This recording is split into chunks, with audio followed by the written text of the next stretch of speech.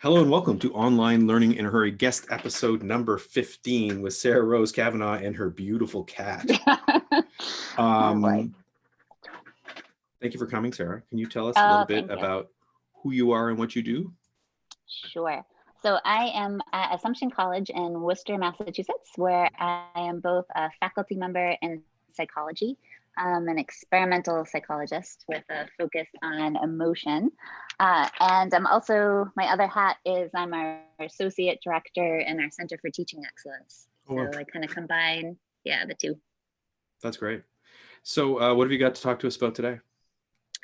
Well, I hope you're not going to be mad at me because what I really want to talk about, I have more questions that I have answers, I think. That's great. But it has to do with the importance of a sense of play and how we can maintain that in this current situation that we're in.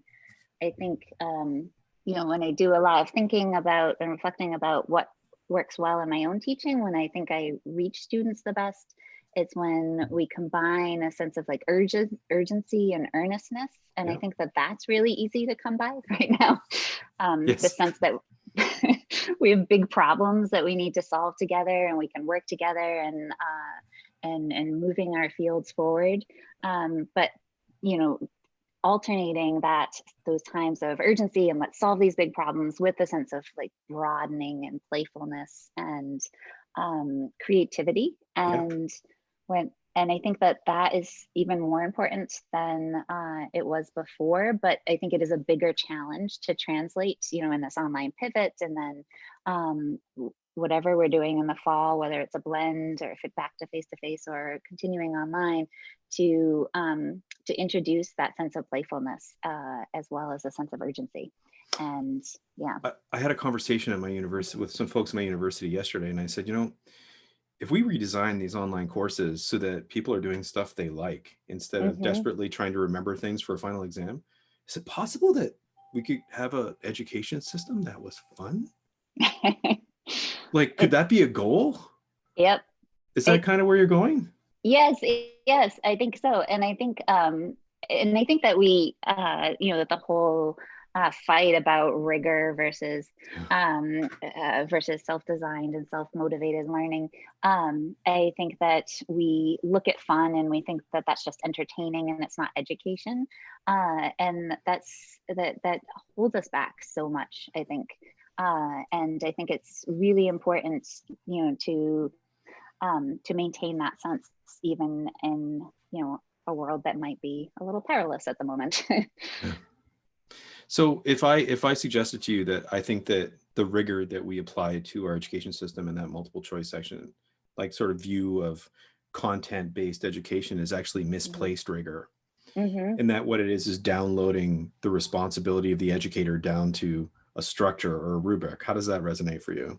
Yes, absolutely. And I think I think that students learn best when they're oh my gosh, he's really not been this bad usually. You go sit over there. It's a very popular show. Yeah. I think that really what we want students to do is to engage with the material, and they're never going to learn if they're not engaged. And I think that really rubric-based multiple choice approach to learning that you're referencing doesn't allow them to really grapple with the material and to really broaden their horizons and broaden their actual schemas, and which is really what learning is about, is kind of like busting open your old approaches to the world and learning new approaches to the world. And over focus on content is never going to get them there. So, okay, the most common response I get to this kind of stuff that I do, where he's talk about open learning, and we talk about students creating their own curriculum, designing their own paths, like real student-centered learning, is neuroscience says this doesn't work. Neuroscience says that the best learning is structured learning, where we have clear objectives and we clearly tell students what's expected. So how would you respond to that? So I am a big fan of transparency. And I do think, And so I've been doing some writing about this idea of play. And I do think that one of the requirements for that sort of open learning and for a real creativity and real playfulness is a sense of security and a sense Yeah, of safety. And sure. that, and I think that it's a hard balance to hit, but I think you can do both. I think you can be transparent and your expectations with students and what you're going to do that semester and the work that you're going to do together, while still being open and still being playful. And I think it's just a lot about communication Mhm. right from the beginning. It's a lot about, because I think that if you do that well and you communicate with your students and it's an iterative process where you're working together throughout the semester, and it's clear to them your expectations, then they can learn quite a lot. I think that the evidence that that you're referencing is more when there's no clear expectations, when there's no clear communication and students feel kind of adrift. I think in those settings, it might be harder for them to be really creative. And so it's a little bit of, you know, enough structure so that there's clarity and transparency, but also a lot of freedom. Yeah, so it's open is often mischaracterized as the abdication of responsibility, Right. which is it's a straw man. Like, are there people who do that? Yes, there are, but I don't think that's what any of us are talking about. So, okay, I just want to make sure that we have this clearly laid out. So you say clear about your expectations. Does the student get to decide what they're learning, or do you get to decide what the student's learning? So when you say expectations, what do you mean by that? Mm-hmm. Is it a Well, learning objective, or is it something else? I think what it is that because we're working in this system, and this is assuming that we're teaching one course in a broader system that Yep. requires grades at the end of the semester, Yep. that requires certain number of credit hours and things like that. And so if we're operating within this system, then students' larger goals, you know, that they have for their graduation requirements and for their GPA and, Yeah. Yeah. you know, all of these things, require that they have a level, I think, of clarity in terms of how do I apply my effort? How am I going to do well in your course? Learn a lot because they are embedded in this broader system. But you can still, I think, decide together with your students, you know, what is the specific content we're going to cover, what are the requirements. You know, I'm a big advocate of having a lot of the requirements for the course have multiple options that students can shape based on their interest level, based on their strengths. Of, you know, I love models where students kind of craft some of the grade points together, decide what the assessments are going to be.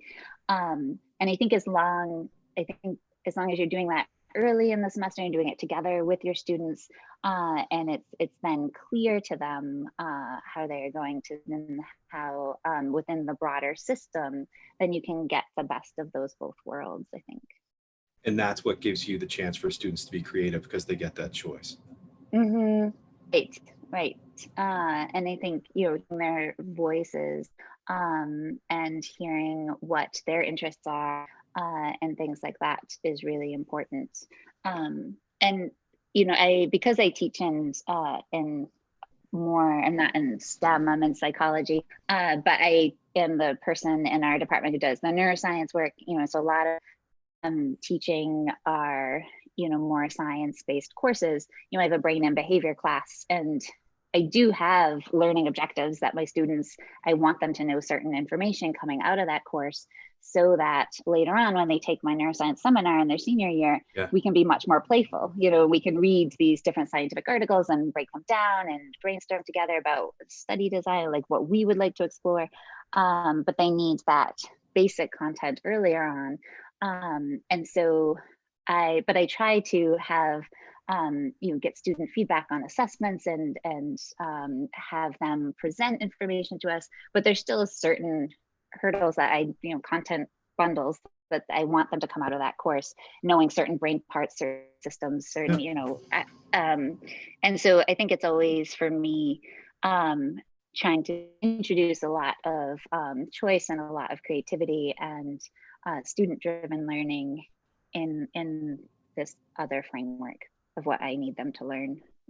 That's fantastic. It's a balanced approach, right? There's not one solution that's going to fit every situation, and always some things are complicated, need a step-by-step approach, and some things are complex and need us to work together.